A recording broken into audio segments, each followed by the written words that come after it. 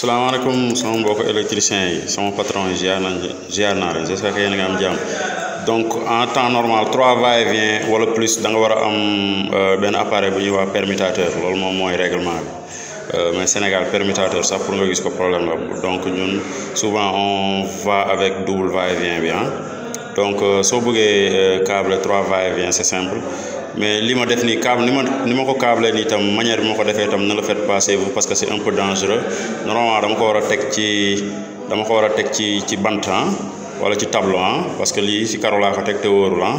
donc ne le faites pas chez vous. Donc réponse la pour benn élève je pense la Limamou Laye la nekk wala Assafin bu ma doon laaj 3 va-et-vient na lañ koy câbler est-ce que c'est possible donc sans permutateur c'est possible mais il faut faire avec donc mu ngi noonu parce que souvent si tête de lit dañ koy soxla il faut nga def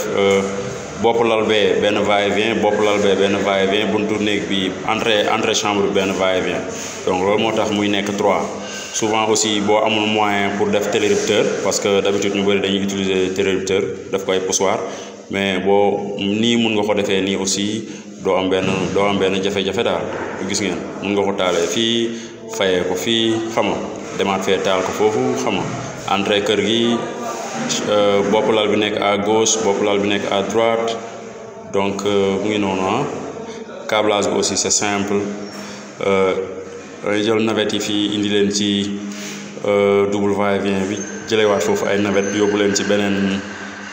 va-et-vient bi quoi donc c'est simple et c'est pratique aussi loolu astuce la bu ñu leen indiloon tey donc di leen jaajëfal di naan gars yi waaw nañ góorgóorlu rek yàlla baax na nañ góorgóorlu rek.